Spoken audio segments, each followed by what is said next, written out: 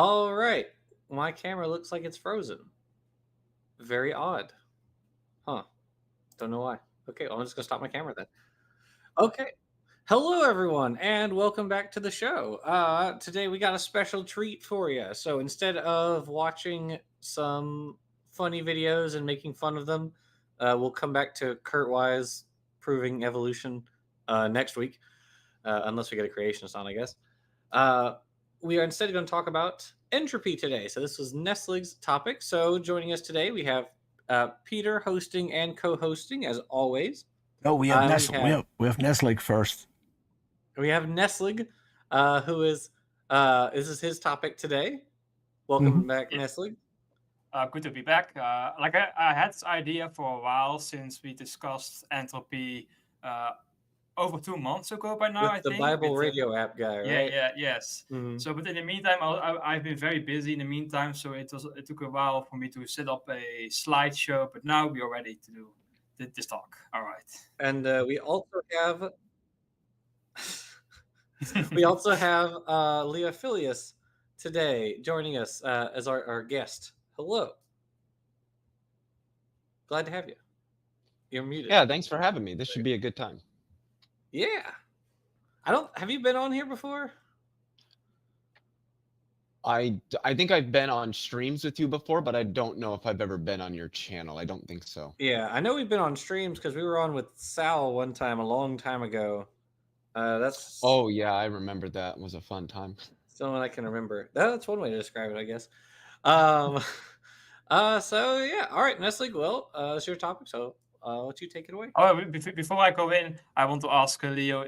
I know you're into physics. Like, are you professionally into physics, or is it like your main topic of interest as a hobby? Like, I'm not sure which is which. So, given how I define a professional physicist, which is somebody who has, generally speaking, a graduate degree in the subject, but not necessarily, but more primarily somebody who's actively doing work in physics, whether that's theoretical work, whether it's experimental work. I don't do work in physics, so I would not consider myself a professional physicist. I'm just someone who's quite learned in the subject. I've read a number of textbooks at the academic level, textbooks done by professional level publishing houses. I've done online coursework through MIT OpenCourseWare. So while I'm not a professional physicist, I am someone who I would say opinion on physics you can generally trust. Though I always tell people, I mean, go to the experts when you want like actual real knowledge. Not that I can't give that, but I always tell people with any subject, go to the experts. All right. So I think we can begin with the presentation. Also, one thing to like, even though I made a whole slideshow, either Jackson or Leo, just whenever you have something to say, to add some further input or any questions, you can just interrupt me whenever you like. No, my camera is just not working today. That's very odd. Okay. And it's the same freeze frame for some reason. Yeah. Yeah. It worked. Yeah. It worked before we went live. It worked. Yes. So, no clue what's going on there. All right. Okay, start the slide, Peter. All right. Yes, that's the topic of our show today, entropy. It's like I've heard this claim of this argument more often many years ago. Like I don't hear this claim very often today. Like it's also very, very strange to hear it again during our talk with Bible Radio guy about entropy, like how evolution violates entropy. It's because you have moved on to better circles than we do. Right, I still hear it a lot. All right. Do you hear it often, Jackson? Like maybe on Twitter? I don't. I really don't hear it that often. Honestly, when he brought it up, I think I said like, "Oh no!" as soon as he said, "Well, are you familiar with what the second law of thermodynamics is?" I was just like, "Oh God, not this," because it really has been a while since I've heard anyone make that argument. Because of course, Answers in Genesis, Creation Ministries International, these guys aren't making that argument because they know it's bad. You know, the Discovery Institute, they know that this is a bad argument. And they So know, it they know is. if they invoke Yeah. the second law, people are going to shout, "But can you tell us what the first law is and how that works with your God? Because if you can't create a thing, there's no creator." Or well, like I mean, you could also go with the photosynthesis or literally any process that regionally lowers entropy, which of course Nestle did. So, but anyway, Yeah. We can go to the next slide. Yes. Do you have anything to say first, Leo? Well, maybe do you have any experience about this argument for the second law? I think perhaps you have heard about this argument before, right? That I've heard it a fair amount of yeah, times. yeah, I I think the idea that thermodynamics somehow means life can't evolve really plays into the lack of understanding. And I'm not trying to be rude by saying this. I consider it just an observation as somebody educated on the subject. The lack of understanding that a lot of these creationists have with respect to subjects like physics and even complex areas of physics like thermodynamics. But I'm sure we'll get a little bit more into that as this presentation goes along.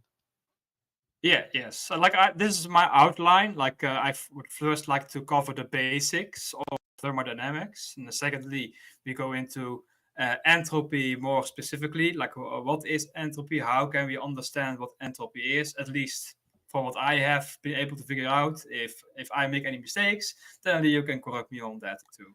I have a Then, question, Nestle. oh yes. Did that guy ever like come back to you, or has he just vanished?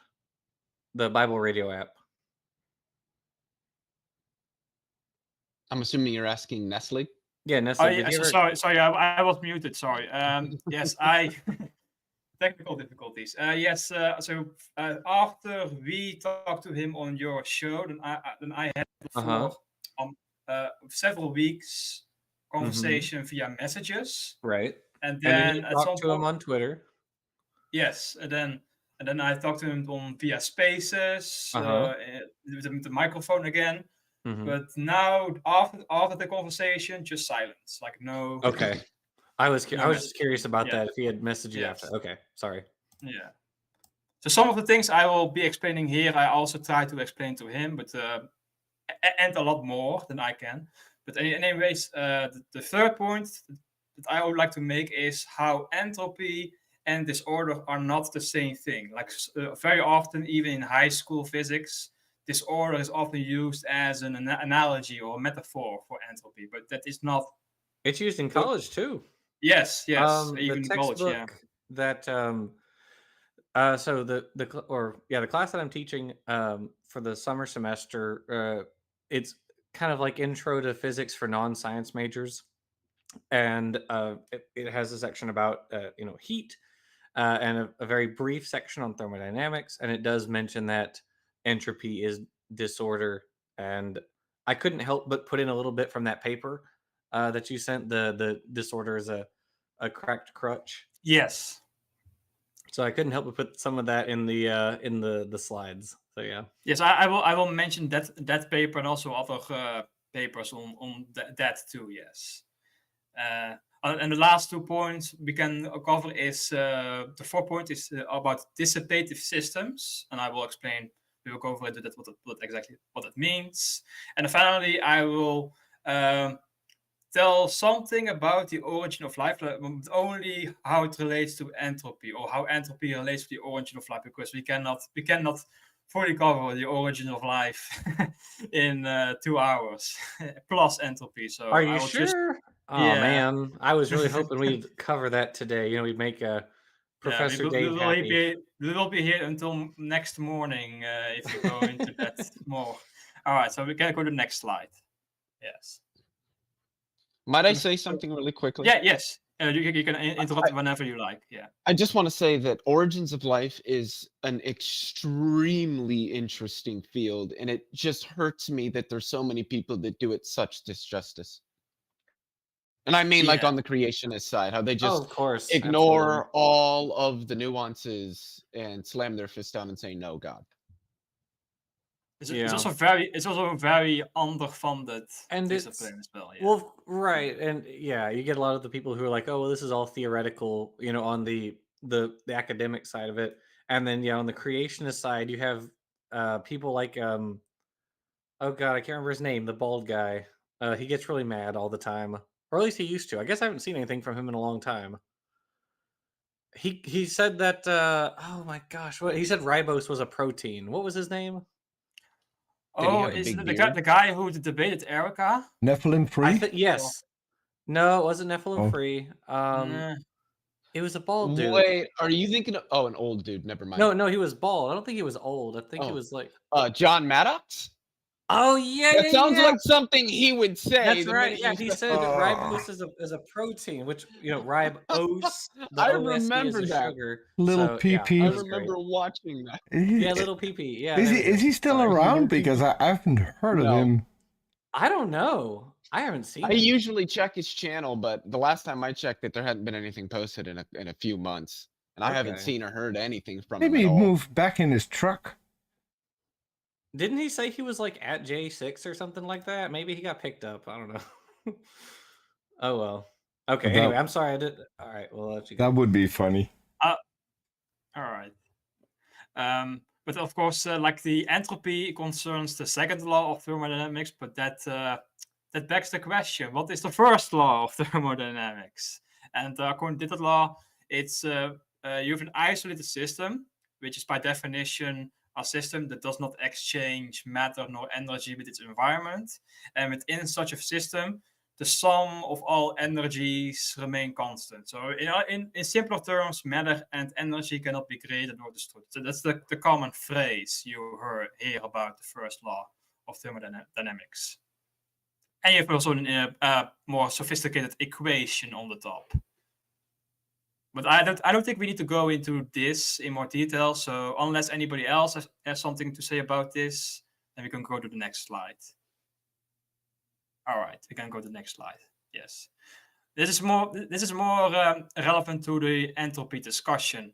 You have this guy called Carnot, who was interested in figuring out how to make engines more efficient, and he came up with a model on how an ideal engine would, or a heat engine to be specific, would operate. And an ideal heat engine would operate in theoretically reversible processes. First, you have an isothermal expansion, then an adiabatic expansion, and then followed by a isothermal compression, and then an adiabatic compression. Do I pronounce Adiabatic. adiabatic? Oh, sorry. Adiabatic. Adiabatic. Yes, I saw. Yes. Adiabatic compression. Yes. And this cycle is theoretically reversible. So the entire energy that you use in this system is maintained. So, and it allows for for energy to be, or in this case, heat energy to be converted into work at the highest optimal efficiency, basically. And the input from you, Leo? Did I cover this No, adequately? we're good. All right. Next slide. So these equations are describing how ideal heat engines, or the efficiencies of an ideal heat engine, and also an ideal heat pump on the left. And what it basically implies is that in order for an ideal heat engine to be 100% efficient, you have to have either infinite energy or infinite heat, or you have to have a absolute or something on the cold side has to be at absolute zero in order for the heat engine to operate at the 100% efficient level. All right, next slide. And when you have this, then this is actually something I already explained in the previous slide. Yes, you have in order for an ideal heat engine to run at 100% efficient level. So all of the heat energy is converted into work, so 100% efficient. And then for the heat pump, no work is required in an ideal heat pump scenario. But of course, both of these scenarios are impossible because you cannot have an infinite temperature, nor can you have an absolute zero. All right, next slide. And always, if you have any remarks, just interrupt me whenever you like. All right, so but even without absolute zero or infinite temperature, if ideal engines and ideal heat pumps are real, it would be possible to construct a perpetual motion machine where you have, like, on the right side, you have an ideal heat engine producing work, and that work powers an ideal heat pump. And what you can see here is that on the right side, the engine dissipates an amount of heat from hot to cold, but the heat pump is able to pump the same amount of heat back again from the cold to the hot side. So you have a perpetual motion machine if ideal heat engines and ideal heat pumps can be made. Of course, they cannot be made. And there's a simple reason for that. Next slide. In the real world, engines experience processes that dissipate some of the energy by irreversible processes, which cannot be converted into work. So engines experience friction, for example. And that energy, that friction dissipates, cannot be converted into work. And that reduces the efficiency of heat engines and also heat pumps. All right, next slide. So this gave Clausius the idea of formulating the second law of thermodynamics. So in the real world, ideal heat engines and pumps are impossible because heat cannot be converted into work by reversible process. Some heat is inevitably dissipated as an irreversibly in an irreversible manner, which cannot be recovered and be converted into useful work. In other words, entropy always increases. And the second term is that in an isolated system, heat will spontaneously flow from hot to cold until you have a balance called thermal equilibrium, where everything is the same temperature. But this cannot happen in reverse. You cannot have heat flowing from hot to cold spontaneously. Heat pumps require external work to operate. So you cannot have a heat pump pumping heat without any external input. Like you need your heat pump needs to use electricity, for example, to work, of course. So what this all means is that in the entropy of an isolated system tends to a maximum with the function of time. The process is time asymmetrical.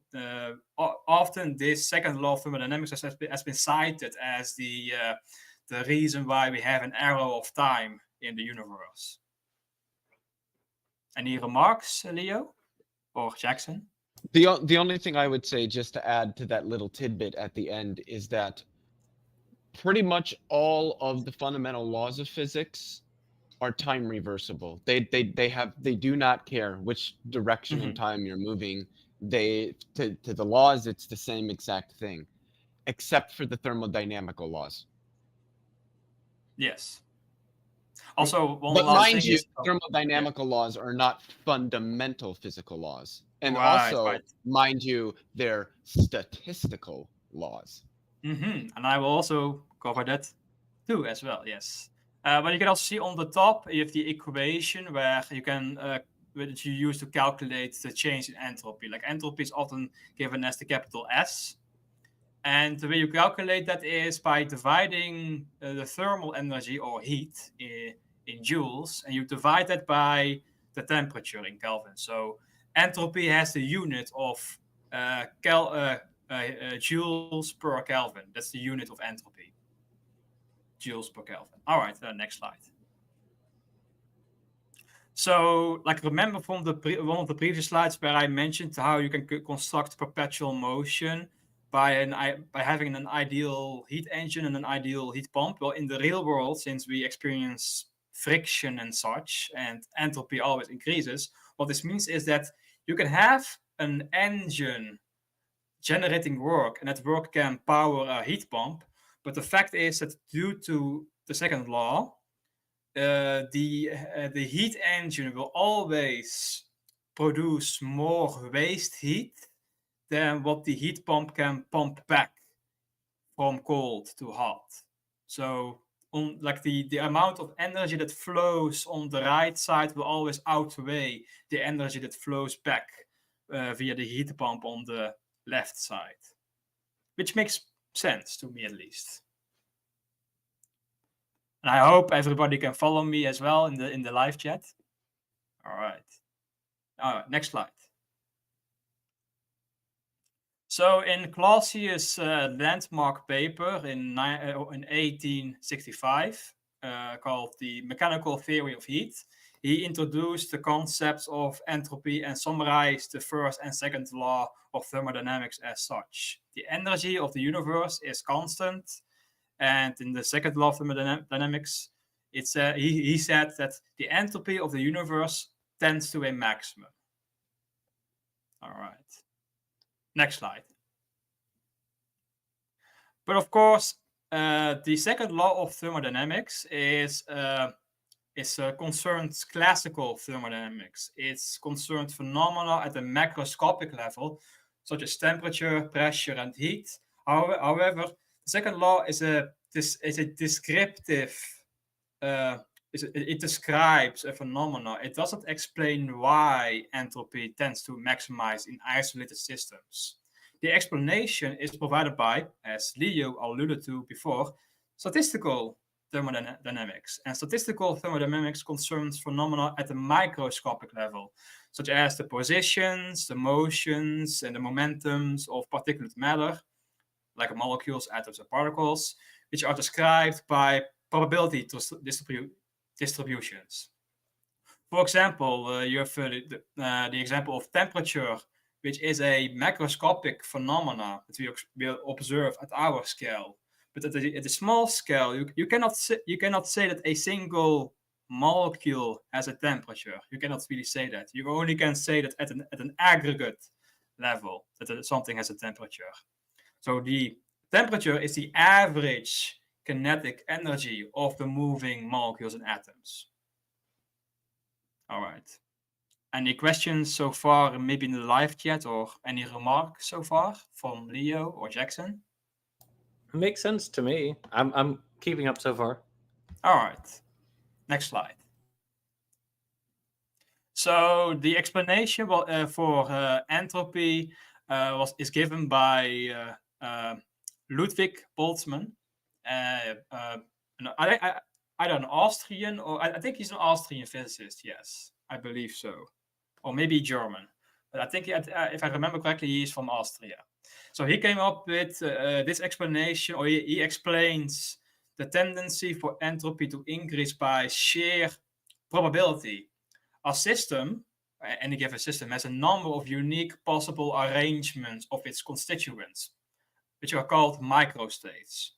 And from each microstate, I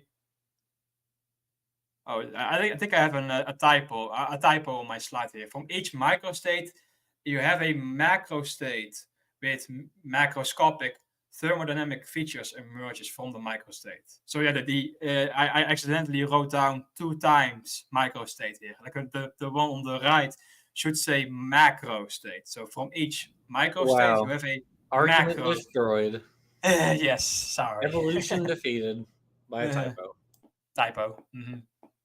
All right. So from each microstate, you have a macrostate with macroscopic properties that emerges from it.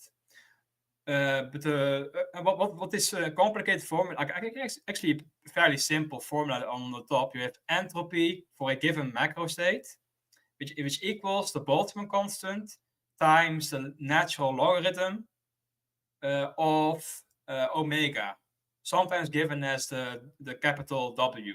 And the omega or W signify the number of microstates consistent with a given macrostate. So what this means is that the microstate associated with the largest number of microstate is, by definition, the most probable state of the system, the state with the most entropy. It is maybe still too complicated to follow, so I have a very simple example in the next slide. Oh no! Oh, sorry.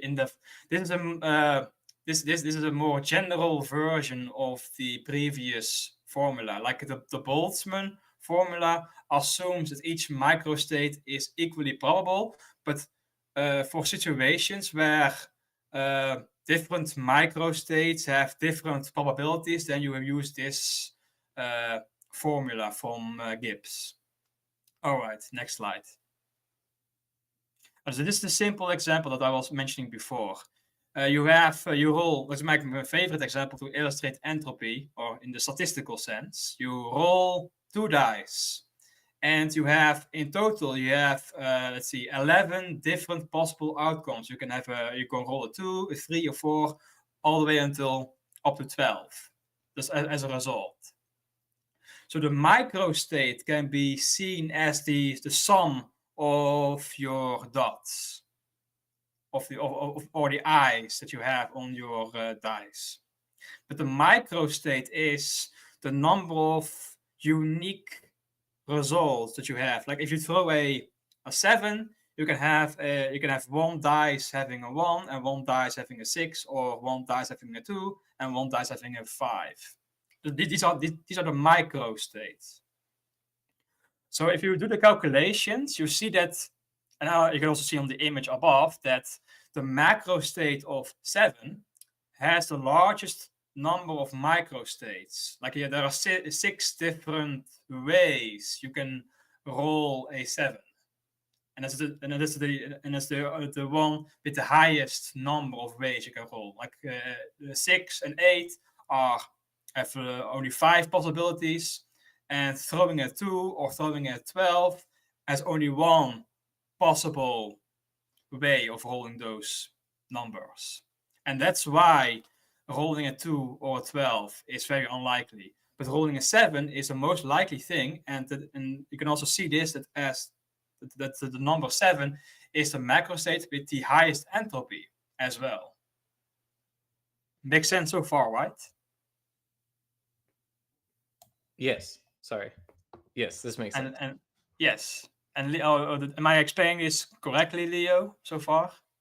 Yes, this dice example is a really, really good example where the number rolled is the macro state, and the amount of states of the dice that could roll that number are the microstates.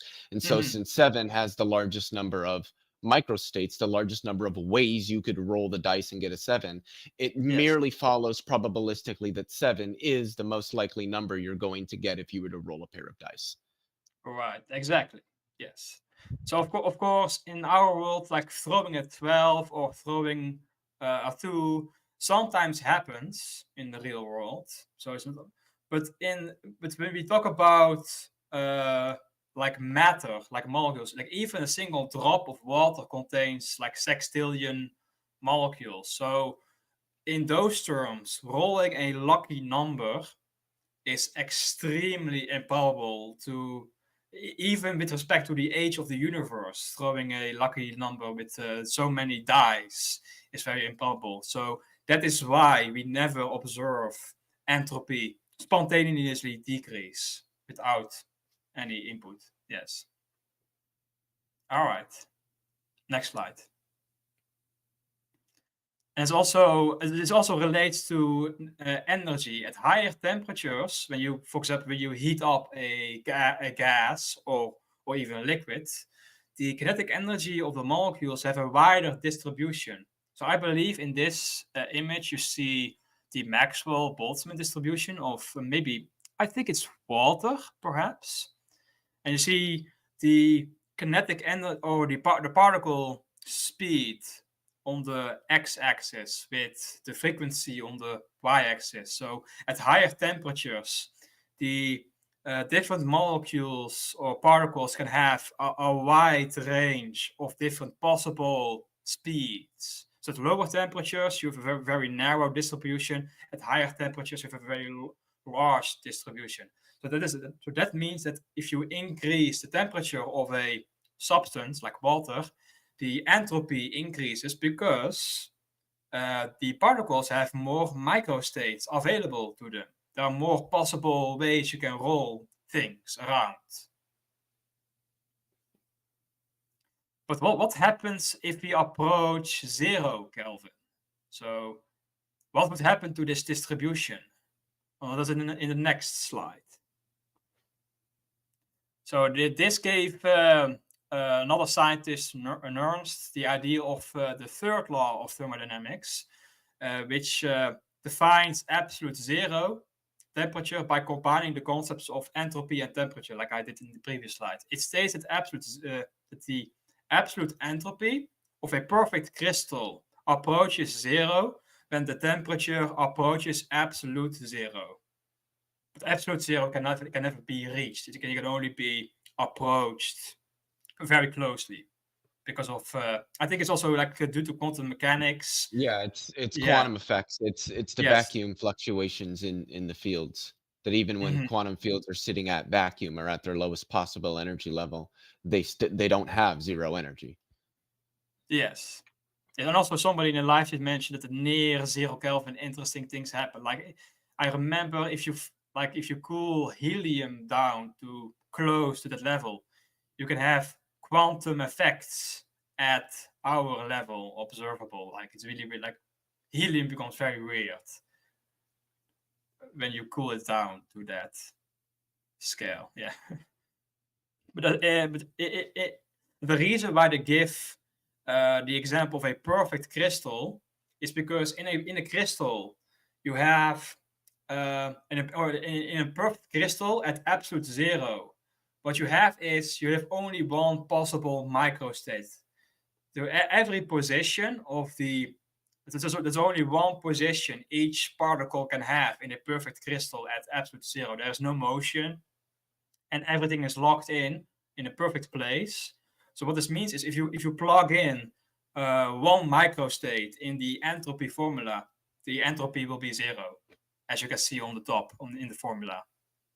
S equals kb, natural logarithm 1 equals 0. Yeah. So a perfect crystal has only one possible configuration at absolute zero. The position of each atom is fixed, as I just explained, so there's only one possible microstate. Yes. All right. Next slide. And the final law of thermodynamics to mention is the zeroth law. Like even though it was described after the first three, this is called the zeroth law because it's seen as more fundamental than the previous three that we mentioned.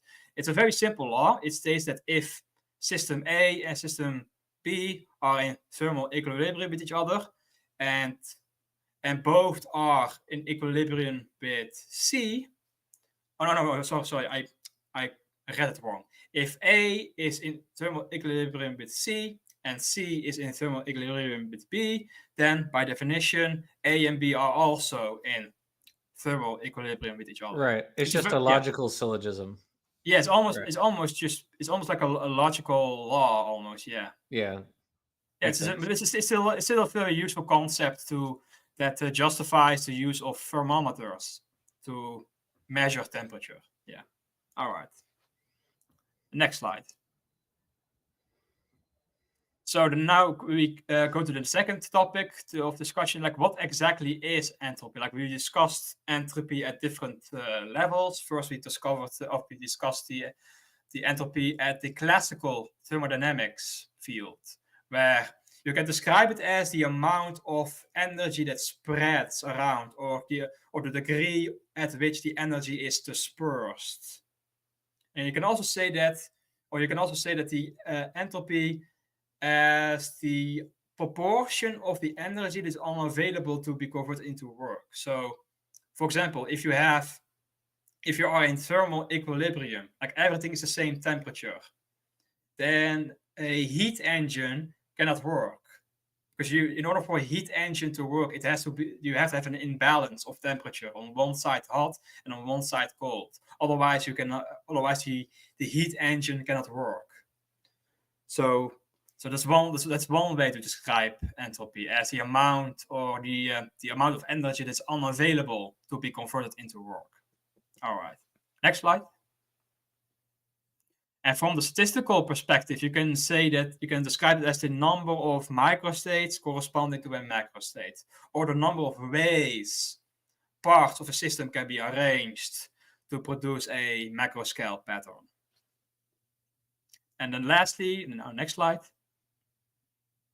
So if we, like in the previous example of the statistical thermodynamics, you have the Boltzmann formula, but if you remove the Boltzmann constant from that formula, you basically get the what's called the Shannon entropy formula from information theory, which without the Boltzmann constant, entropy becomes an abstract mathematical concept with no physical units, no dimensions. So in physics, we use the natural logarithm to calculate entropy, but in information theory, the base of the logarithm is arbitrary. Like, we often use base 2 as the standard for information because we have a binary system that we use for our computers.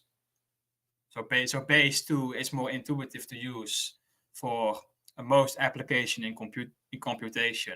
Like, if you use the natural logarithm, the unit of information becomes net or nets.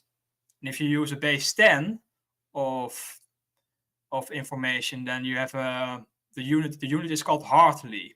But of course, we mostly use a base 2, and those units are called bits or Shannons. So in this sense, entropy can be seen as the degree of uncertainty.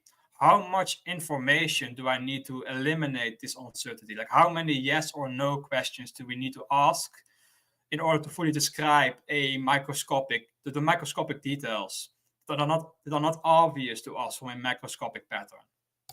You must have been very underwhelmed, I'm sure, by our conversation last Thursday. Then, that all the information theory stuff here is making me think of the debate that Dapper and I had. Yeah, with yeah. I also don't remember that conversation. Yeah, it's what is information? Well, I will tell you what information is. Next slide.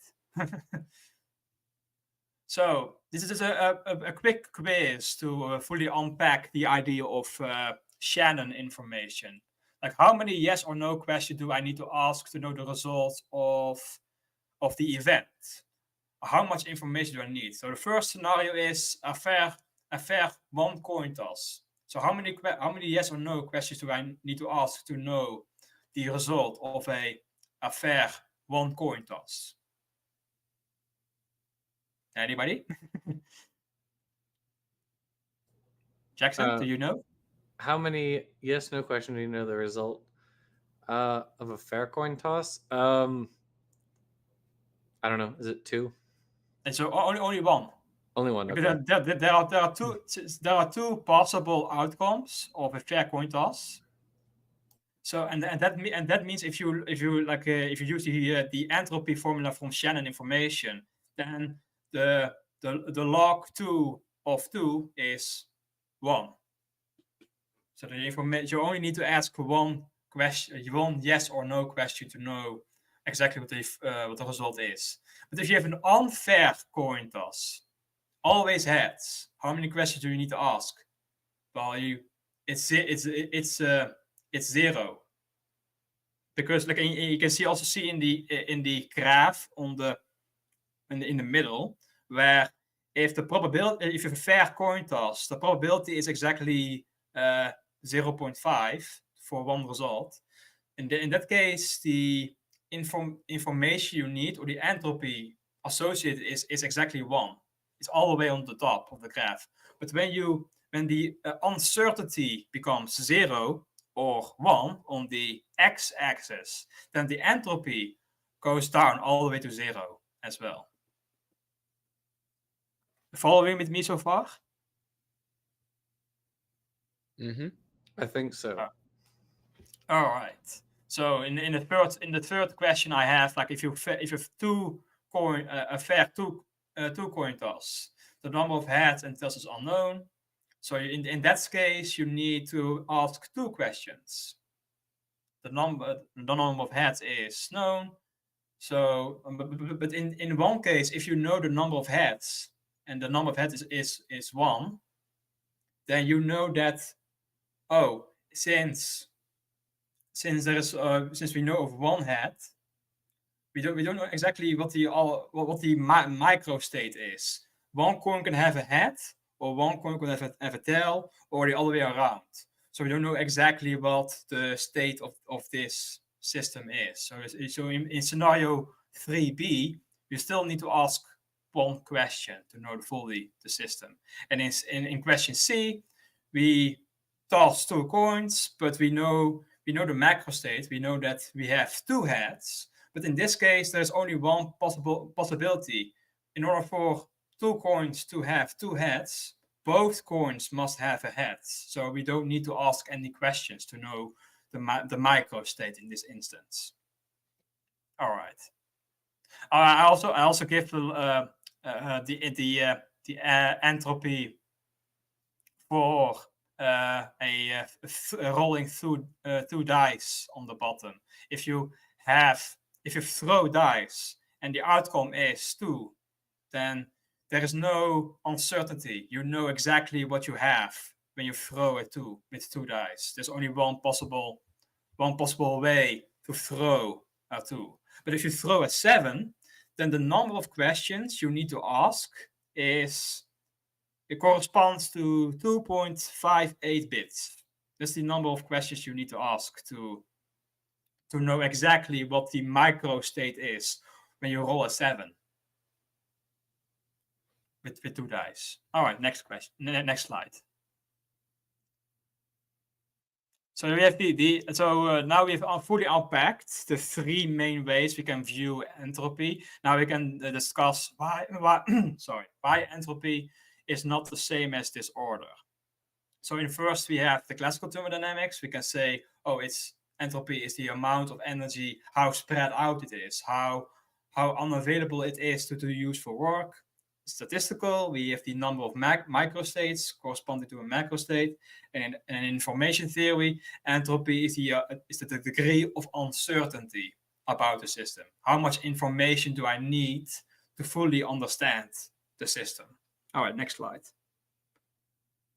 And again, if you have any questions or remarks, please feel free to interrupt my rambling. All right, this is what you mentioned before, Jackson, about the Lambert paper, a correct crutch for supporting entropy discussions. Yes, I like that paper. It made the topic was very sensible to me. It made a lot of sense. I wasn't like stumbling through the paper, being like, "Huh, what?" No, I read through it like just once, and I was like, "Okay, this makes sense. I like it." So yes, exactly. It's also one among several authors who have criticized the entropy as disorder metaphor. It's a very common metaphor. However, there are situations where the metaphor breaks down and has caused major confusion. So, but still, this metaphor is so prevalent that like most people don't realize that it is a metaphor. Like when you ask people, or like even Bible Radio, for example, they will probably say that, oh yeah, entropy and disorder are not, they are the same thing. They are definitionally the same. But no, they are not definitionally the same. And we will unpack that in later. But I can also direct anybody who's interested in this. This is on the left you see a paper, good use of a bad metaphor. This paper discusses the critiques and also the arguments in defense of using disorder as a useful metaphor for entropy. So it's a very good overview for anybody who's interested in looking at like the arguments in favor of using this metaphor or arguments against using this metaphor. But although I am more against using this as a metaphor, and I will explain to you why in the next slide. All right, next slide. So this is one example of where the metaphor breaks down. Like most material, for example, you have water. At constant pressure, water will change from a gas to a liquid to a solid crystal when temperature decreases. And this it will also decrease in entropy at the same time. And this and the phase changes from gas to liquid to a solid crystal is also intuitively seen as an increase in order. Like the ice crystal, for example, is a lot more ordered than the disorganized liquid or gas state, for example. And this is a common way to visualize disorder and entropy. However, you have something called liquid crystals, which consist of rod-like molecules. And one example is 6-OCB. And these can cross through the same phase twice as entropy increases or decreases. So in this case, funny yes. enough, my thesis involved liquid crystals, comparing how chitin can actually the way that chitin is laid down in the exoskeleton, the epicuticle the epicuticle and the cuticle as a whole can be laid down kind of like a liquid crystal, but it's in a spiral. So each layer of the chitin, each of the layer of the fibrils, is basically laid down at an oblique angle to the layer below it. And if one turn of this spiral is on the order of the wavelength of visible light, then it reflects back iridescence, and so you get an iridescent color. So I did it on this. Oh, it's thundering outside. So I did it on I heard an that. iridescent Damn. beetle. So yeah, there's like tornado warning in the area or something. So that's fun. But yeah, so I am a little bit familiar with these. You must be from the Midwest. Nope. I'm surprised. Yeah, there's a tornado outside, but it's no big deal. Don't worry about it. I'm in the deep south. Ah, I see. Okay. Mhm. Okay, that makes sense. Yeah, Arn had very... a tornado go past his house too. Rearranged. Yeah, Texas has had a few. Rearranged both of his cars. His and Lalandra's.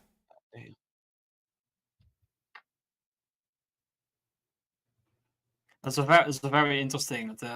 You have these like sometimes color in nature, like in biology, color isn't always pigments. It can also be structural. Yeah. So for these beetle, and it turns out actually that multiple groups. So we were looking specifically at scarabine beetles, so dung beetles, and a couple different groups that have all kind of independently developed this same structural coloration.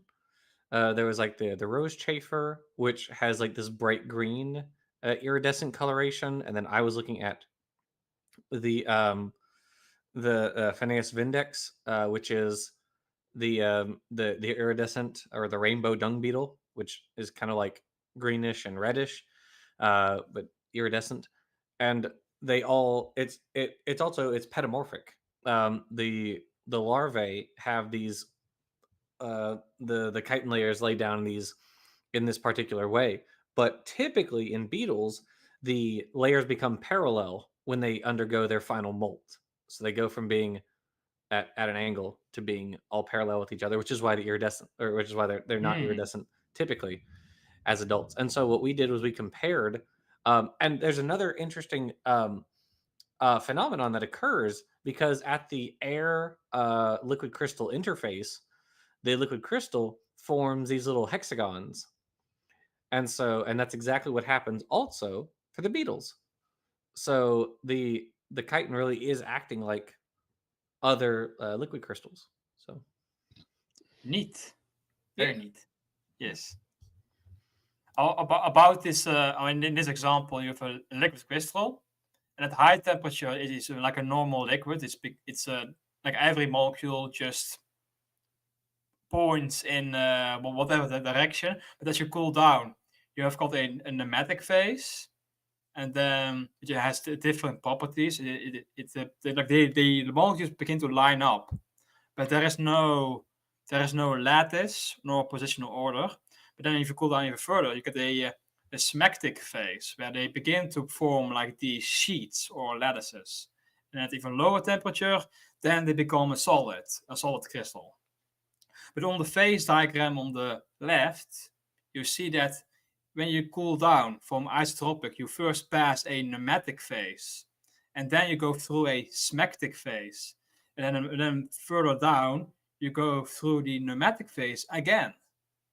So if you, we from previous discussions, we know that entropy decreases with temperature. At higher temperature, the entropy is high. At lower temperature, the entropy is low.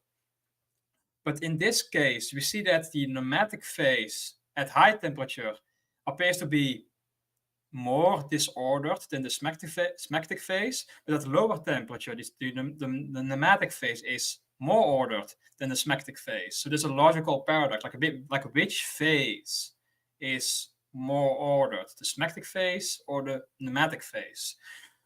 And this is one example that the authors. Oh, I hear a voice in the background. I also hear a voice in the background. Oh, that's me. Okay. Oh no worries. But yeah, if you equate entropy with disorder, you end up with a logical paradox where which is more disordered or more ordered? Is it the pneumatic phase more ordered or the smectic phase more ordered? And there's no way to resolve this paradox. And there's one argument the authors like Lambert and also other guys who have put forward to say like you cannot equate entropy with disorder, especially not in this instance. All right, next slide. And this is also another good example given by another author called Daniel Steyer in his critique paper, Mathematical Definition of Insight into Entropy, and he gives these two images, and it's a good quiz for you and also for the audience. Which of these images seem more disordered to you, the left or the right image? Vote in the comment in the live chat. Which one you think is more disordered? Which one's more disordered? I'm gonna say the left picture. Agreed. That's my guess. Yeah. And in the live chat, well, maybe how many do we have watching right now? Maybe 17. All right. Icarus also says left. All right. Are you gonna blow our brains? You can tell us it's actually the right. It's actually the right. Is it? Right's more disordered. Or maybe I can ask the question in two ways. Like you can say, oh, which one is more disordered, or which one has more entropy. But in this example, we can say, oh, they are. Let's, for the sake of argument, say they are the same. Which one is more entropic or more disordered according to your feeling? Yeah. So most say the left. Now, if you have two saying the right one is more disordered. Camilla also says left. Oh, Smitty says it's more dissipated. The left has more clumps. Oh, Smitty, which one do you think is more disordered? The one that has more clumps or the one that has more dissipated? I'm going with the left one being more disordered. Because Smitty is hitting the nail right on the head with his commentary. And I'm curious what he says. I'm curious what Smitty says in the live chat. The right is more dissipated, yes. And is it more disordered or more ordered? Is the right or left more disordered? All right, so thus disordered. All right, so we now can go to the next slide. Yes. So this is the exact same question that Daniel Steyer has asked many students and also professionals and challenged their intuition to recognize entropy. Like he generated these two images and asked them, oh, which one has more disorder or more entropy? Most people say the right one, or in this case, I put the right image on the bottom in this slide. And many give the exact same reason that Smitty gave in the live chat. Like the right image is more smoother, it's less clumpy than the left image, so it's the right image is probably more disordered. And people saw also conspicuous patterns in the left image, so that's why they deemed it more ordered. However, the images were randomly generated. The only difference is that the right image had one restriction. The dots were not permitted to be adjacent to each other. And for that reason, the left image, you were right, Leo and Jackson, the left image was more random, more entropic, basically. And the point of this example is that like one could say that, oh, disorder is just a way to intuitively feel what entropy is about. But it turns out that humans are very bad at recognizing disorder. Like we will recognize patterns which are guaranteed to be present, even if it's random. A perfect disorder with no pattern is actually not random. It's very unlikely to have no pattern in a random distribution. And you can also look up Ramsey theory. Like Ramsey theory is a mathematical theory that says that it basically says that coincidences are bound to happen. Even very extremely unlikely coincidences are bound to happen with large sets, basically. You have one, and I put one quote from Daniel Steyer from his paper, which says, "We humans tend to find patterns wherever we look, even when no design is present. In just this way, the ancient Greeks looked into the night sky with stars sprinkled about at random and saw animals, gods, heroes that became our constellations." Yes. Any remarks so far, Leo or Jackson? You were right. Savage. And you were right. You get the right answer. That's a savage quote. Yes. All right, next slide. But this Sharon Glotzer and her research team is like, their results is my favorite example to illustrate why entropy is not a disorder. Basically, I remember yes. this lady. Yeah. Yes. So in nature, like you have molecular interactions such that you can have ordered structures, like crystals can form. You can also have lipid vesicles and folded proteins, which don't violate the second law. Like when water freezes into a crystal, the latent heat it releases increases the entropy of the universe. So there's no violation when water freezes. And when proteins fold into a folded structure, what happens is they sequester the hydrophobic side chains on the inside, which minimizes the interaction with the water on the outside. So there's also one way how in fact entropy increases, even though the entropy of the protein itself decreases. The entropy of the surrounding water increases by a greater amount when this happens.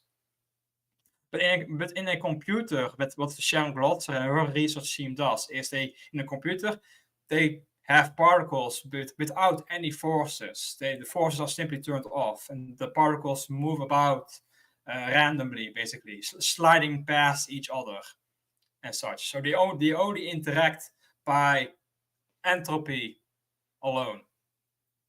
And so in their situation, when the particles become crowded, these particles arrange themselves into a crystal by entropy alone. So they become more ordered by becoming more entropic. So you have the reverse situation in this case, more entropy means more disorder in this instance. And there is still enough room for the particles to be disordered, but there is simply a greater number of microstates that produce an ordered crystalline structure in this situation. So yes. And I've also Yeah, one. I Yeah. remember this one. I think Tony Reed talked about this in one of his videos, didn't he? Yeah, Sharon Glosser also has very interesting TED Talks and presentations on YouTube. You can look her up Okay. on YouTube. So it's a very, very interesting talk she gives. And I have also one quote from her. She says, "I'm interested in how entropy can lead to order rather than disorder, the opposite of what most people think about when they're thinking of entropy. The idea is when particles are sufficiently crowded, there are more patterns that are crystalline than patterns that are disordered." So yes. And next slide. So these are two illustrations from her group. Like it turns out like the shape of the particle determines what the crystal structure will be when they arrange themselves into a high entropy but also highly ordered structure. So you have different shapes become these different crystals. And one interesting shape is the tetrahedron, which is the most simple, the simplest of the classical Platonic solids, which you may have heard about.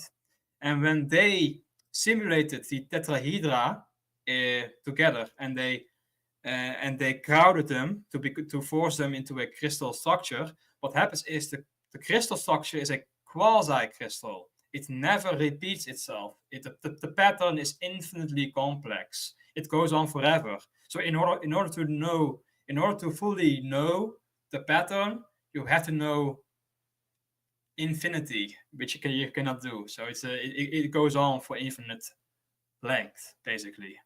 And so there's one very famous paper. I believe this paper on the citation on the bottom has been cited over 400 times, where they put forward this result that tetrahedra, when they form a crystal by entropy alone, they form a very, very complex quasi-crystal. And they put forward this paper. It's a very good read if you are interested. Yeah. All right. Yeah, I remember this. This was neat stuff. Yeah, Crazy.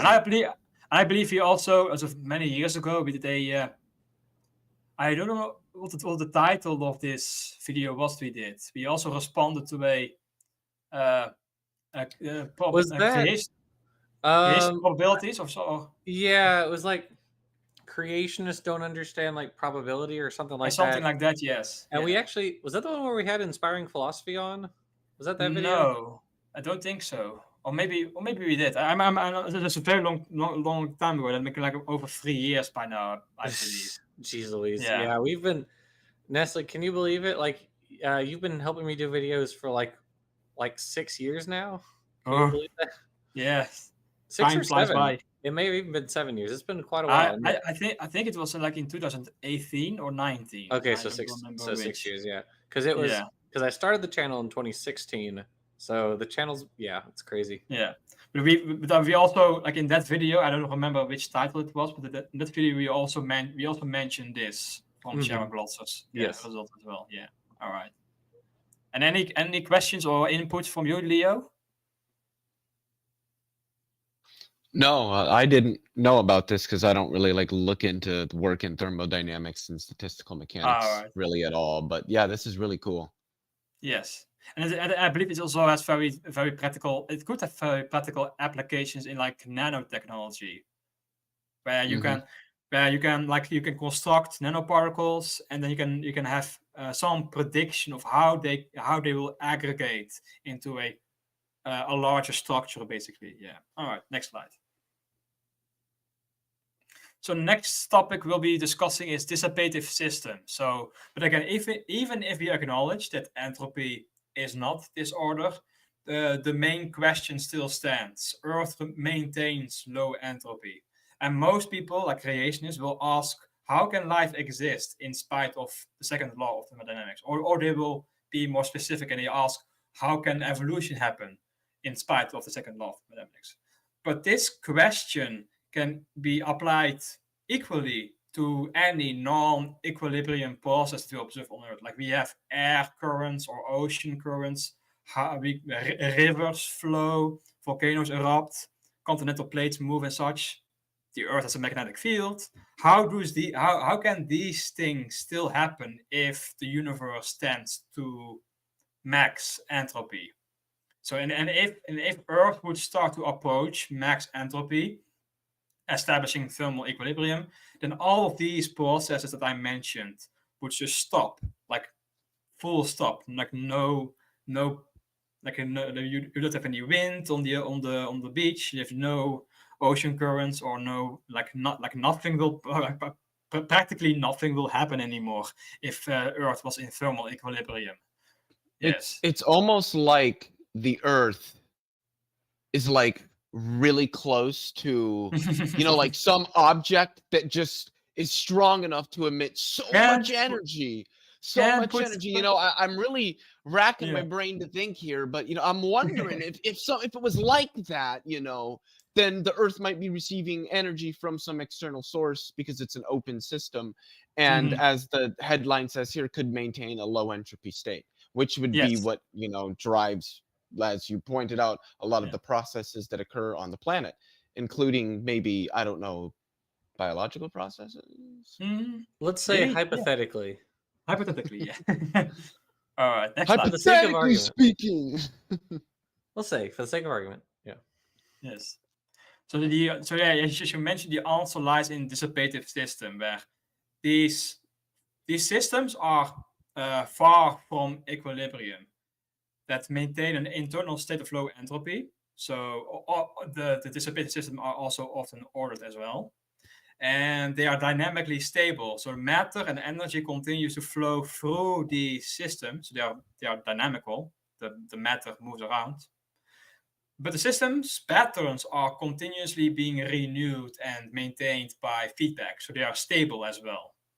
So but again, these don't violate the second law, because the dissipative systems work when disequilibria are present in the environment with a physical metastable barrier. So you have like a barrier in the image I drew on the left. You have on one side you have more energy or something like that. And on the other side of the barrier, you have a low energy. And a dissipative system can work when they tap into that disequilibrium. They provide a bit. So in other words, you can view such disequilibria as a stress or an energetic stress. And the dissipative systems resolve this stress by providing a path for the energy to be dissipated. So, and some of this energy is used to maintain the dissipative system, so it continues in a cycle, as you can see in the image on the left. So the cost of maintaining low entropy locally is paid for by increasing the entropy in the surroundings. And that's so dissipative don't violate the second law. The dissipative system, in fact, accelerate the maximization of the entropy of the universe. Yeah, Because dissipative systems don't exist in spite of the second law. They exist in virtue of it. Yes, exactly. So that's a good way to put it. Yes. It's also, you can also view this in a more familiar example. You have your fridge in your kitchen. The fridge decreases the entropy locally because it cools things down. It decreases the entropy, but that cost is paid for by a power plant in the distance that dumps entropy into the environment, which is what power plants do and such. Yes. All right. Next slide. So there are many examples of such dissipative systems on our planet. And a good example is convection cycles. These occur when gravitationally lower parts of fluid, or in the mantle case, a plastic solid, like the mantle of the Earth is a solid, but it's plastic, it can move about. So when different parts are less dense than, or the lower parts are less dense than those on the top, you can have convection driven by gravity.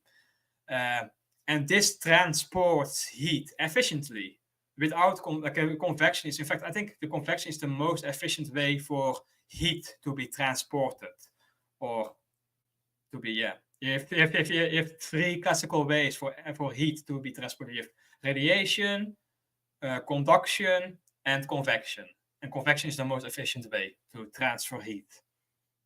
So you have in the Earth's core, in the case, you have heat being transferred from the inside to the outside by convecting in the mantle, and also you have also convection happening in the liquid outer core, which also generates our magnetic field. Dus the convecting metal iron in the outer core convects, and that generates a dynamo producing the magnetic field. You also have ocean currents, which are also driven by differences in temperature, but they're also driven by differences in salinity. Like when some parts where water evaporates, the local water becomes more saline, more salty, so that they will sink down, and that also drives deep ocean currents as well. And you also have also one thing to note about plate tectonics. Like you can say, oh, the plates are being driven by convection, but they are not really driven by convection. They are driven by slab pull mostly. But if you want to know more about this, I highly recommend Steven Bauman's video on plate tectonics. He will explain more about plate tectonics than I can here. All right, next slide. One good example is also lightning. It's a very fleeting dissipative system, but the way they work is in thunderstorms. You have fast up and down drafts that will rob ice crystals past each other, which will produce a charge difference between the top cloud and the bottom cloud. And I believe the bottom cloud will be negative and the top cloud will be positive. So there's a huge charge difference, and the atmosphere it doesn't conduct electricity very well. It's an insulator, which acts as a barrier that prevents the discharge to be resolved. So the charge can build up and build up and build up by this thunderstorm. But this cannot go forever. So there will be a point reached when the electrons will spill over from one side to the other side. And when this happens, you have a positive feedback loop where the electrons, the spilling over of electrons, will start to ionize the air. And when it ionizes the air, it becomes a plasma. And plasma is highly conductive. So it will become self-amplifying until you have a lightning bolt. And that lightning bolt will be hotter than the surface of the sun. So in this case, the atmosphere is forced to turn into a conductive wire by this process. All right. And this is all just scientism. Everybody knows we have lightning because Zeus throws down the bolts, and that's way simpler of an explanation. Like, listen to this guy go off about charges and spilling over and all. Like, what does that mean? You know, Zeus throws down the bolts and you get lightning. It's very simple. you don't need a fancy PhD to know that. I just put it in the chat. I so want a Flurfer to watch this video and hear Nestlix say that the Earth's mantle is solid plastic, and then watch the response videos to that. Oh, that would be funny.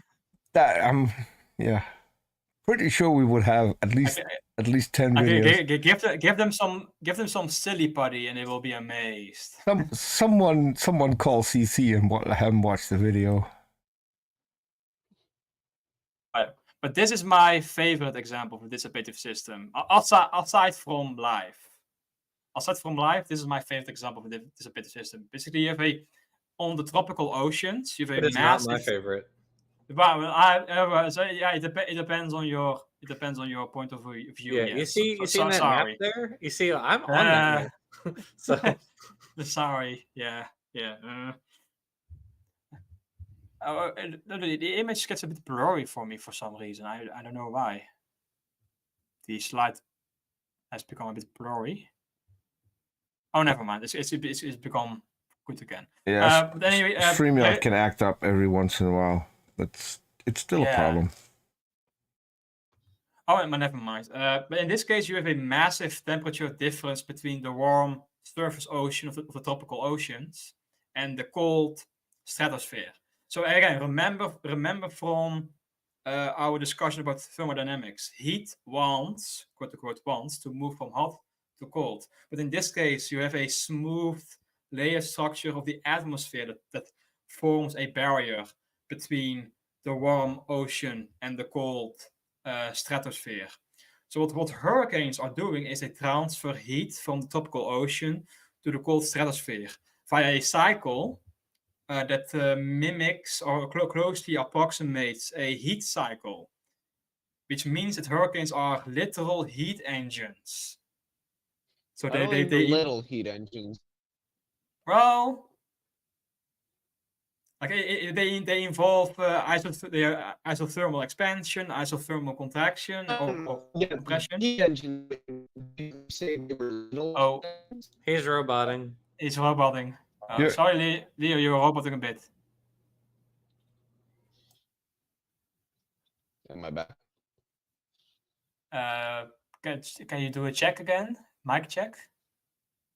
Mic check. Yeah. Oh, now you're good. You're back. Okay. Did you say little heat engines? Literal heat engines. Oh, I thought you said little heat engines. My bad. I was gonna say, yeah, hurricanes are not little. They are very big heat engines. They can dissipate like many atom bombs worth of heat per hour, I believe. Ooh, God damn, Yeah. I did not know that. I believe so. Yeah. Yeah. They are very they are very big heat engines. Yes. All right. Next slide. So life is also a dissipative system, and the energy that is involved in this instance is redox chemistry, which refers to reduction and oxidation chemistry. In other words, in simple terms, it's all about the movement of electrons. And the dominant redox process that sustains life is photosynthesis, as you may have heard before. So what happens is light energy is captured, which is used to oxidize, or it pulls electrons and hydrogen from water, H2O, which leaves O2 or oxygen behind. And in the Kelvin cycle, CO2 is reduced. In other words, the electrons and the hydrogen are put onto CO2, which is then turned into biomass. And in the reverse process, which we do, we convert the biomass and the oxygen back into water and CO2. And the energy that is released in the second process is more dissipated. It's it's the energy we give off, and when we consume biomass and breathe in oxygen and exhale CO2 and such, the energy we give off is less useful. It's more dissipated than the energy that was used by plants at the start of the process. So entropy, so as you can see in the image on the left, solar radiation on the bottom is low entropy, and the energy that is dissipated by life is high entropy, and that sustains life as a dissipative process. So again, no second law is not being violated here. Completely consistent. And again, as Leo put it in beautifully, life exists in virtue of the second law. Or how did you put it again, Leo? Life does not exist in spite of the second law. It exists in virtue of it. Yes, that's how you put it. Yes, thank you. All right, next slide. So, and as you mentioned before, but it seems like Earth is receiving something, or like it's not an isolated system. Yes, it is not an isolated system. There are two main sources of low entropy energy from that Earth receives. You have primordial heat or radioactive decay from the inside of the Earth, which drives mantle convection and volcanoes and such. We also have solar radiation The from big one. outside. Yeah, the big old sun. Yes, the big old sun. And that maintains low entropy on Earth. Now, a common objection, and this was one objection raised by Bible Radio against me, is that when you add, he says that energy from the sun cannot decrease entropy. In fact, if you add or if you increase energy of a system, entropy will increase. Which is true. If you increase the energy of something, you increase the entropy of the thing. However, this is not the case with the Earth. Setting global warming aside for one moment, the Earth is in balance. The energy it receives from the sun is balanced by the energy it emits back into space. It's the same amount. Again, Again, barring climate change. Yes, exactly. Barring climate change. So the difference between the two energies is the entropy. The energy the Earth receives is low entropy, driving the Earth systems, and Earth dissipates its energy as high entropy back into space. You can also see that in the image on the left again, illustrating this quite well. Oh, wait, next slide. I'm losing my voice again. Sorry. Well, this is another question that was raised by Bible Radio against me. So why is solar radiation low entropy compared to the terrestrial radiation that Earth emits? Well, again, remember our three ways to describe entropy. You have the classical thermodynamics, the amount of spreading or dispersal of energy, or the proportion of energy that's unavailable to be converted into work. And you can intuitively understand in this case, like if you point a solar panel towards the sun, it captures a lot more energy compared to when you point it towards the Earth. Because the Earth emits very low or very high entropy energy. Even though it emits the same amount as the same amount of energy as it receives from the sun, it's still less useful to be used as work. And that is why it's lower entropy. You can also see it in terms of statistical thermodynamics, where the number of microstates correspond to a macrostate. In this case, you must note that for every photon of sunlight the Earth receives, it emits on average about 22 or 23 low energy photons. So you have like a visible light, or mostly visible light photons, which are short wavelength, high energy. And then the Earth emits 22, 23 times more photons as infrared light. And it already means that you have 22 or 23 times more possible microstates available to the photons.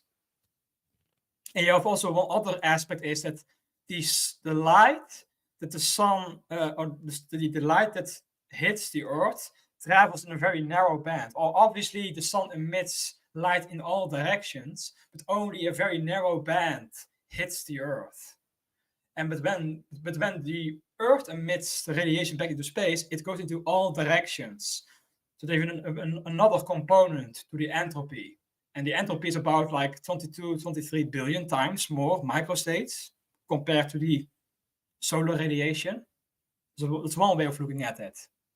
And also in terms of information theory, you've also the degree of uncertainty. The position of sunlight that hits the Earth or will hit the Earth is much more certain than the position of any photon that is emitted by Earth back into space.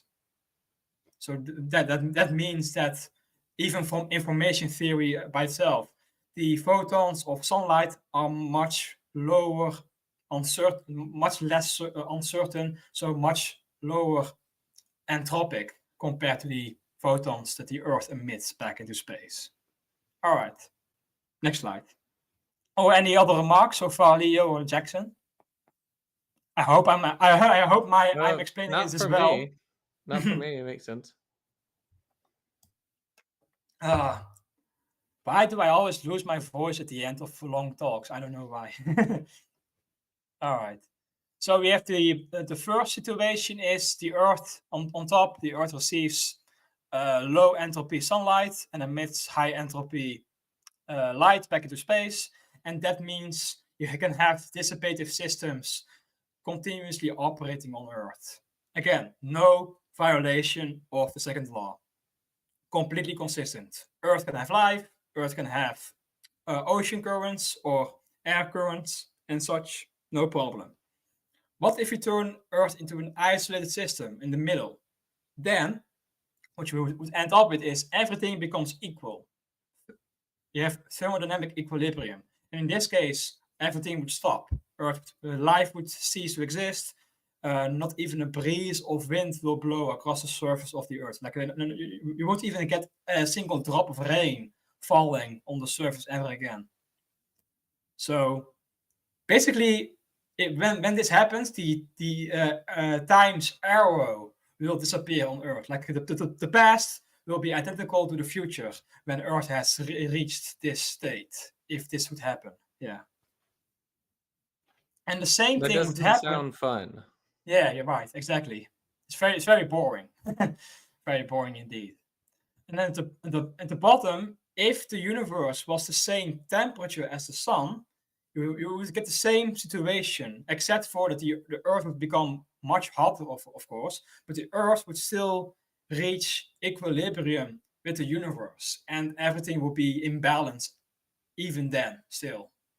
So you have the same result. So it's not that the energy is what sustains life. It's the imbalance of energy between the sun, the Earth, and the rest of the universe. That imbalance is what drives life and all other dissipative systems on Earth. All right, next slide. This is also one person I would like to mention, Harold Morowitz. He was a biophysicist, and he was focused on the origins of life.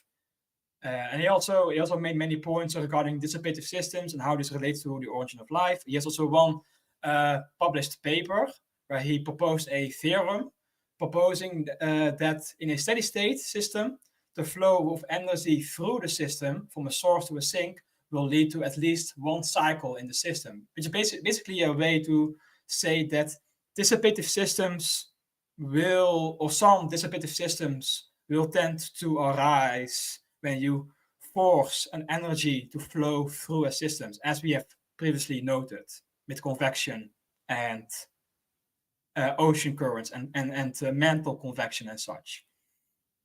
And later Morowitz also says that the energy that flows through a system acts to organize that system as well. And then one other biophysicist. That's a big one. Yes. Yes, and Eric D. Schneider says that Morowitz's theorem is probably the best candidate for a fourth law of thermodynamics, although it has not been accepted so far. But still, I think it's pretty worthy to note about this work. All right, next slide. It's also fun to mention that Morowitz also testified in a very important case or court case in 1981 called McLean v. Arkansas or Arkansas. I don't know what's the correct pronunciation of that state. Arkansas or Arkansas? Arkansas. Mm-hmm. Apparently, it's like there's some people claim that it's illegal to say like Arkansas in front of police, but I don't know if that's true. But all right. It's also been dubbed the scope. I think it's another typo. It has been named the scope straal number 2. Scopes 2. Yes. Yeah, I've heard of that one. Yeah, I'm aware of that one. And Edwards v. Agriard. Yeah, yes. that should be Agriard with the D on the end. That was in Oh, Louisiana. another typo. Another typo there.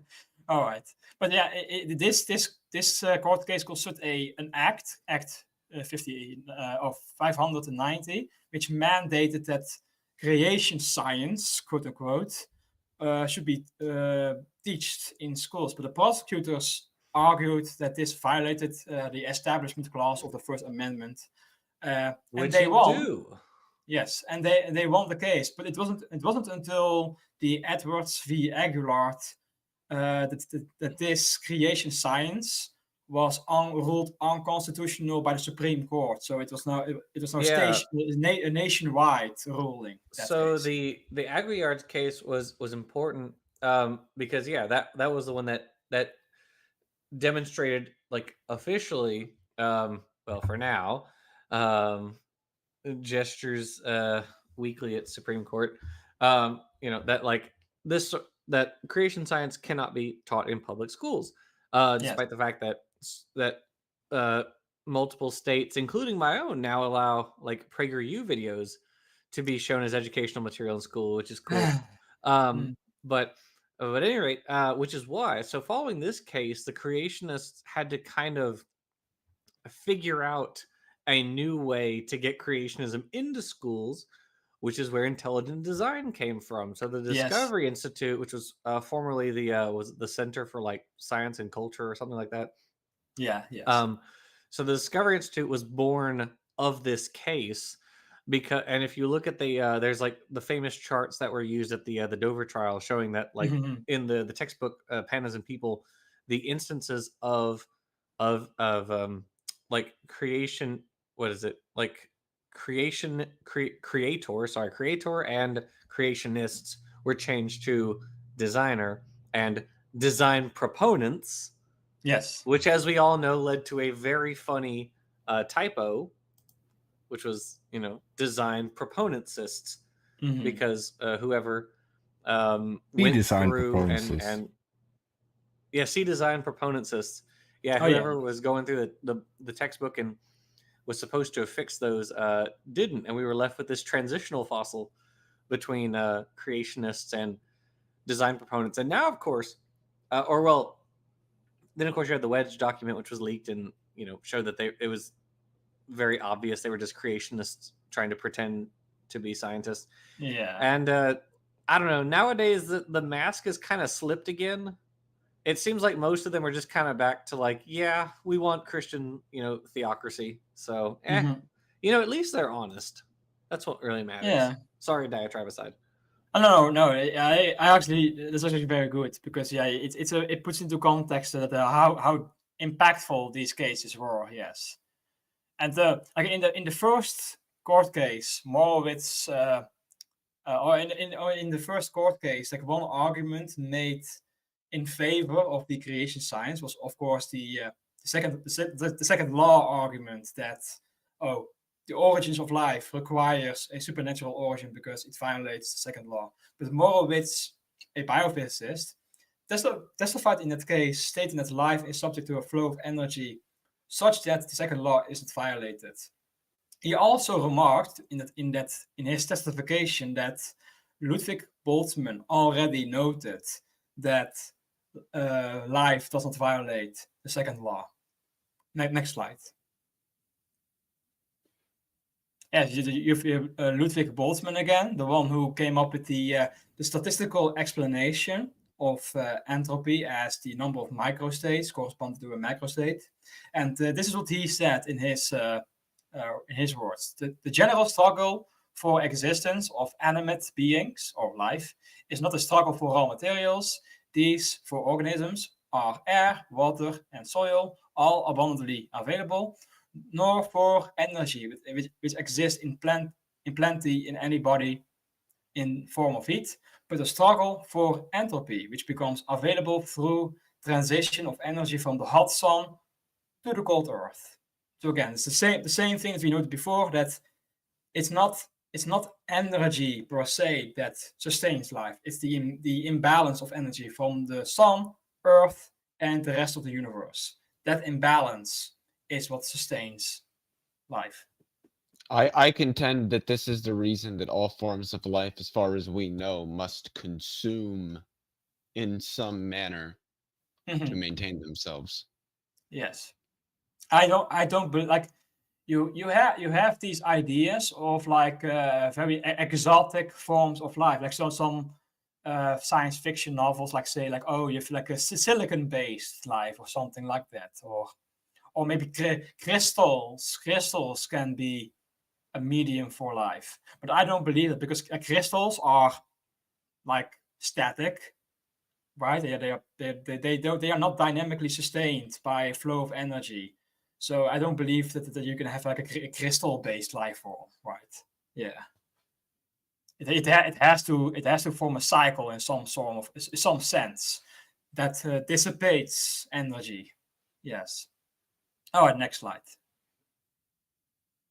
So regarding the origins of life, we have noted before that the dominant redox process that sustains life today is photosynthesis, which is where you use the energy from sunlight to pull electrons and move them uphill from water towards carbon dioxide. But as a model for the origins of life, it's difficult because this is an uphill process. It's unfavorable. The only way it can work is you have to have the system of photosynthesis to sustain this process. So, but there's an alternative way that life functions. It's called the reductive. You can say that it's a reductive form of life, where the electrons move downhill from redox couples that are present in the abiotic environment. So in the photosynthesis case, you force electrons to move upwards from one source to another source. But in the reductive life, you just let it roll downhill from one place to another place. And one good example of this is like on the right, on the left bottom, you have the typical ecosystem, the dominant ecosystem of photosynthesis with plants and algae and such. But in the middle, you have these giant tapeworms, and they are in the middle for a reason, because what they do is they breathe in the oxygen produced by the plants on the left side, but they also breathe in the hydrogen sulfide and carbon dioxide, or the hydrogen sulfide produced by the hydrothermal vents and such. And they use this to they breathe. They basically eat the hydrogen sulfide and breathe the oxygen in the same way we eat sugar and breathe in oxygen, because the electrons from the hydrogen sulfide are flowing downhill or rolling downhill from the hydrogen sulfide to the oxygen, and that provides them the energy to fix carbon dioxide into biomass. And they use endosymbiotic bacteria to do that. Like these giant tapeworms, they have lost a mouth and a gut entirely. They only have bacteria inside them that use the energy from oxygen and hydrogen sulfide to produce biomass. And they are also one of the fastest, if not the fastest growing organisms on Earth, these giant tapeworms. But further on the right, you have also bacteria that entirely rely on abiotic sources. Like the tapeworms are still reliant on photosynthesis from the oxygen part, but you have also bacteria that only use the abiotic sources of energy. You have this bacteria all the way on the right. They, if I remember correctly, they live over a mile down into the Earth's crust, and they use hydrogen and sulfate from the rocks, just from the rock that surrounds them. I was actually reading about some bacteria Yes. that are related to these guys. They're in the same phylum, that were found at the Xinjiang formation, so about 518 million years ago. You had these guys because it's like these black shales that were formed under anoxic conditions, and so these bacteria were living there also. Yes. They and I also believe they are very slow growing. Like if I maybe I'm wrong, but I have seen like comments that these bacteria have one cell division every 1,000 years or so. They're very slow That growing is organisms. bananas. Yes. Well, but they are locked in the Earth's crust, so there's not a lot of energy to go around. So they are basically like their redox sources also comes from radioactive decay. Like you have a radioactive active decay, which also produces some of the hydrogen that they use as a electron donor, for example. Yeah. All right. Next slide. Exactly. Smitty says lithotropes. Yes. Can I also point out that their species epithet comes from a quote from Journey to the Center of the Earth? Yes, yes, I've seen that too. Thank you for reminding that. Yes, I've seen a Wikipedia page on that organisms that says that the name comes from a sentence in the Julius Verne book. Yeah, That's very funny. I like that. Journey to the Center of the Earth. Yeah, it's a very apt, very apt name. Yeah. Interesting. Okay, it's really cool. Yes. So there's also one thing to note about the Earth and also many other rocky planets like Venus and Mars. The sun emits extreme UV and also X-ray light as well as visible light, and this has very profound impact on Earth. So you see on the bottom left an image of Earth in a spectrum that sees hydrogen, and what you can see is that hydrogen escapes from the Earth. And the reason why it escapes is because the UV light from the sun splits water apart into oxygen and hydrogen, and the hydrogen is light enough to escape from it. And what this means is in about 1 billion years, planets like the Earth and Mars and such, they will lose an ocean worth of water in about 1 billion years. And that's probably what had happened on Mars. Mars, like we know for certain that Mars used to have water, but then it got blasted by this UV light from the sun, such that the hydrogen escaped and the leftover oxygen rusted the surface red on Mars. And maybe something similar happened on Venus if Venus ever had water, or like I think we are less certain about that. I don't know if we know if Venus had water or not. But yeah. So what this means is that on the atmosphere side, you have oxygen being produced in small quantities, not as much as photosynthesis, of course, but still enough for you to have a source of oxidants. Like oxygen is an oxidant, it tends to pull in electrons from a source, and that's very important as well. Next slide. So if you just had that, then the Earth would rust over and nothing interesting will happen. But on a planet like Earth, the crust is renewed by tectonic activity. So in the core, or in the core of the Earth, you have iron, which tends to give electrons away, or it tends to donate electrons towards any other thing, like oxygen, for example. So in the core, you have metallic iron with zero, no charge, with all its electrons still possessed. In the mantle, it becomes slightly oxidized as a +2 state. So 2 electrons have been removed from the iron. And then further still, on the crust, you have a mixture of iron +2 and iron +3 states. So the oxygen pulls electrons from the iron as it reaches the surface. But the point is that this process is renewed again and again. So what this means is that the Earth becomes a battery, in a sense, where the anode and cathode are continuously renewed. The oxygen gets continuously produced by the sunlight hitting the atmosphere, and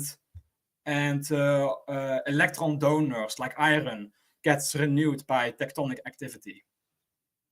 And that is the energy source that life can tap into. All right, next slide. So what this means is that without life, this battery that I mentioned before, it represents a stress in the environment, and it builds up and doesn't get resolved.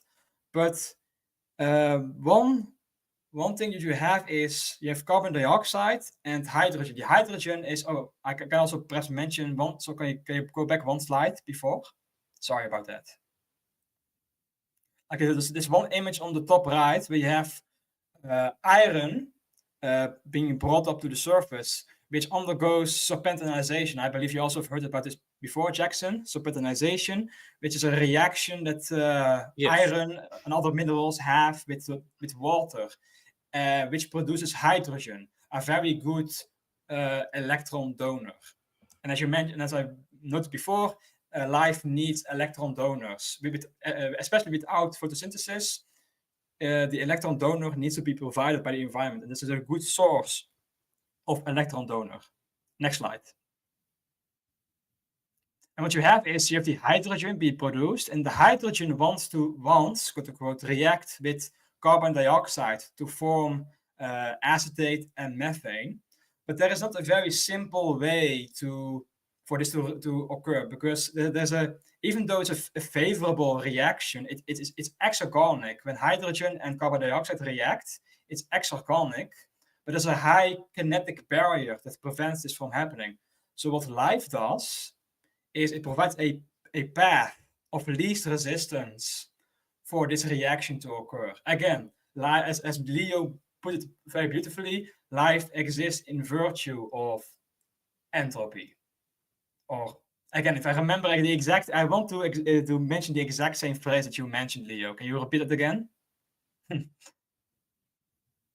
Life does not exist in virtue of, or in spite of entropy. It exists in virtue of it. Yes, it exists in virtue of it. Yes, and one scientist has noted that this view is instead of being no free lunches, life that does this process of using hydrogen to fix carbon is a free lunch, that they are paid to eat. They use this energy to both fix carbon and also drive their own metabolism. Like when we eat, like we have to eat biomass to both, and we have to eat to both generate energy and use the building blocks to build our own bodies. But these organisms, or some organisms that use hydrogen and carbon dioxide, the fixation of carbon and the energy component are the same thing. Fixing carbon is what releases energy. All right, next slide.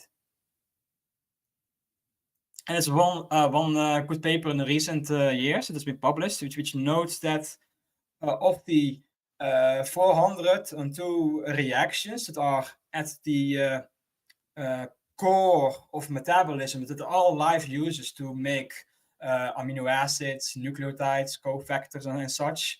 And what they show is that these reactions that produces these amino acids and cofactors and nucleotides from basic organic compounds like hydrogen, carbon dioxide, ammonia, hydrogen sulfide. What they show is that most of these reactions, about 95 to 97%, are exergonic. They release energy and they are thermodynamically favorable. So again, life in this sense, life is not an uphill battle. Life is a ball rolling downhill, which provides from the perspective of entropy, life is the same line that Leo says. Life exists in virtue of it, not in spite of it.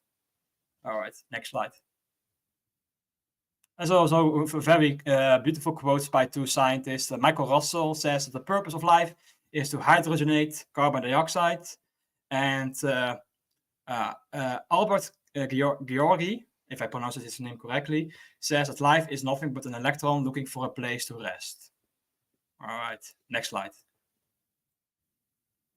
And I've also there's a lot more to tell about abiogenesis that I can go on here. So I will recommend a few books for those who are interested. On the left, you have two of Nick Lane books. So these are very good books for the layman, because Lane is a very good writer. He explains things in very simple terms, very easily understandable. For those who want more details, I recommend the books on the right. You have the origin and nature of life, the emergence of the fourth geosphere by Eric Smith and Harold Morowitz. This is the same Morowitz that I mentioned before. Also wrote this book. Very good. And you have also Everything Flows, written by various authors. That book does not really focus on the origin of life. It's more on understanding life from a thermodynamic point of view.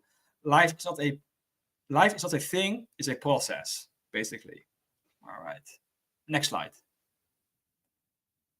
All right, and I'm done finally. Sorry for the long talk. I hope you find it very interesting, and we can discuss for a few more minutes before we run out of time. All right. I liked it. I thought it was very well done. All right. I was quite impressed with that presentation and the amount of information that was in it, but also that the information wasn't too complex to understand. Yeah. Mm-hmm. So any further remarks from anybody, or maybe questions in the side chat?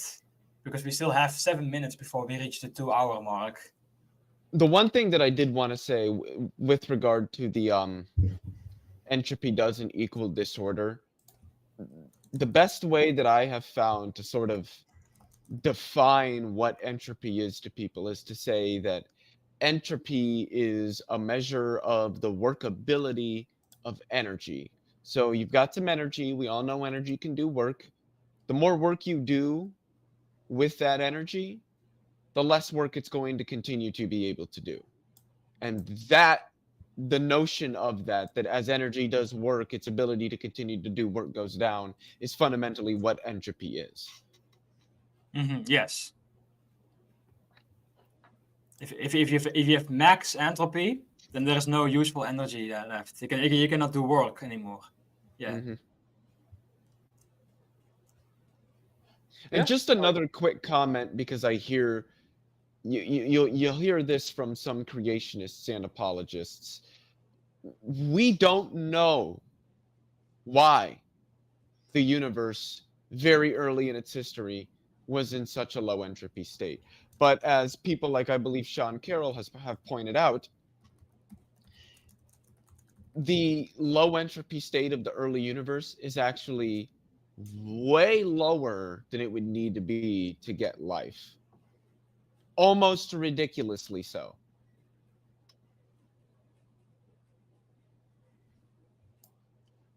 I didn't know that. Interesting. The only thing I read I read the what is it, the Big Picture by Sean Carroll, in which he goes into entropy and all that sort of stuff, the era of time, and yeah, I like that. I thought it was a very good book, very accessible for me as a simple biology guy, not a physics person. So.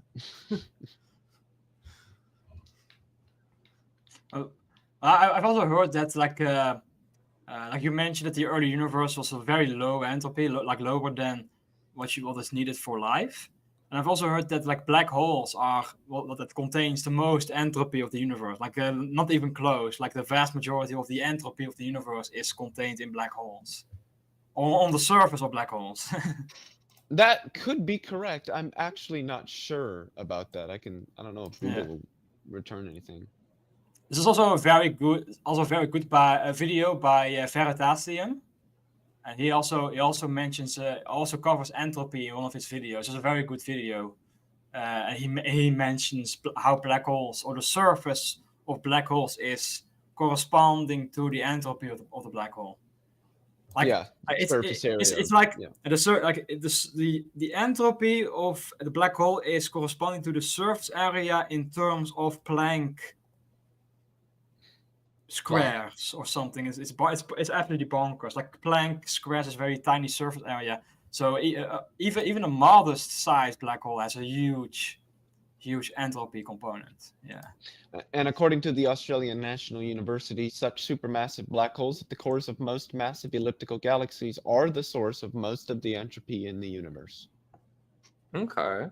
It's actually not surprising now that I think about it. Not surprising at all.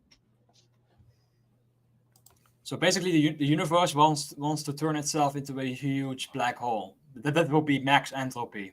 If everything was a black hole, then you have max entropy, perhaps. Yeah, the universe wants to use up all its energy. It just wants to do it as slowly as it possibly can. Do you think? Do you think that Bible Radio app guy is gonna like take in anything that you said, either in this discussion or in your previous discussions with him? And because it seems to me, and I'm derailing a little bit here, that he just kind of switched, right? He doesn't drop thermodynamic stuff on my Twitter posts anymore. Actually, I really don't see creationists at all. My feed has been completely taken over by like response posts, just to like random stuff. But he switched from doing any thermodynamic stuff to the stupid Harun Yahya tactic. And that's what got me into the fight with Terry, which led to the discussion last week. Terry. Mm-hmm. Yeah, Terry's some random Twitter user who was very mad at me for making fun of his posts, and so I was like, well, come on, we'll chat about it. And then we had a very we had I guess a normal show length discussion on information predominantly, in which he never explained what he thinks information is. So. I think what's this hairy hole method? I think Leo just spiked up because he heard the name Terry. It wasn't Mr. Delicieux. It was a different Terry. Luckily. Wait, I didn't hear what his question was. What did you say? I think you're asking for the Harun Yahya technique. The Harun Yahya technique? Yeah, Harun Yahya. I said hairy hole. I don't know. Harun Yahya. Here, I'll put his name here in our little side chat. Harun Yahya. So Harun Yahya is the well, that's not his real name. His real name is Adnan Akhtar. He's a Muslim creationist, but he typically goes by Harun Yahya. Actually, he goes to jail now forever. Yeah. So that's fine. We should address him by his prison number like we do Kent Hovind. He got a longer sentence. Kent Hovind, yeah, slightly longer sentence than Hovind got. Right. Yeah. So Harun Yahya, what he does is he takes a fossil of some organism, and he shows a modern organism that looks superficially similar to that fossil organism, and then he just declares, aha, they're the same, therefore no evolution has happened. God. And he does that, like, he wrote I guess I wouldn't say he wrote a whole book. He probably had someone else write it and he just slapped his name on it. But he made a book in which he did this for like hundreds of pages, and on some of those pages, hilariously, instead of using a modern organism, so he put a fossil of an insect, and then for the living modern insect, he accidentally put a fishing lure with the hook in it. Yep, with the hook in it. That's in his book. And yeah, it's in this huge, glossy, very expensive to print book, and he printed them and shipped them to, at the time, like a bunch of like science communicators. So he sent one to like P.Z. Myers, Richard Dawkins, basically all the people who were doing science communication at the time, and yeah, it's pretty hilarious. I still have an argument with the Harun Yahya tactic, because there are actually two Harun Yahya tactics. So Leo, you weren't familiar with Harun Yahya?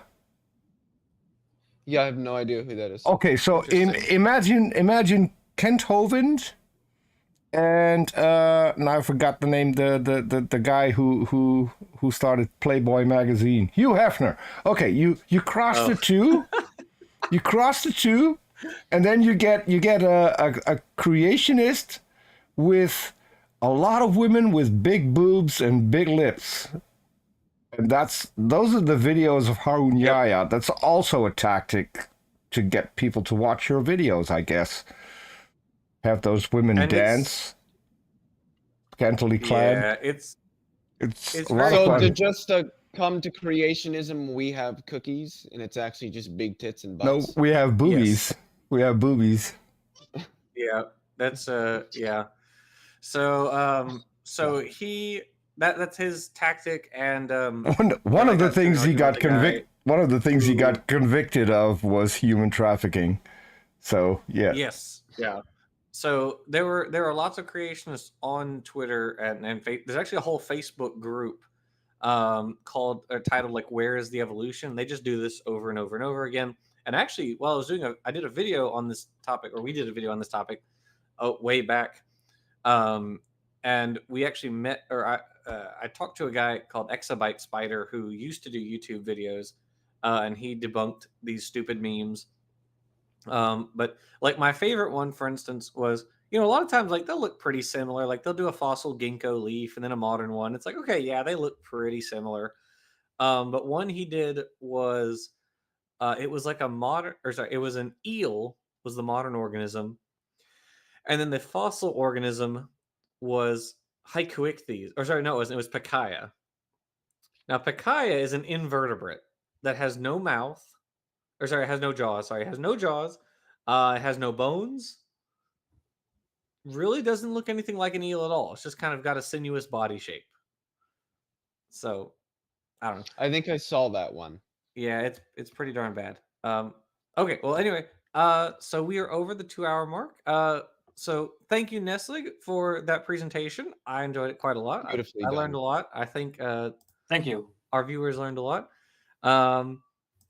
And thank you, Leo, for coming on. We appreciate having you. Mm-hmm. And thank you, Peter, for hosting. And we will see Anytime. everybody next Thursday. So bye, everybody.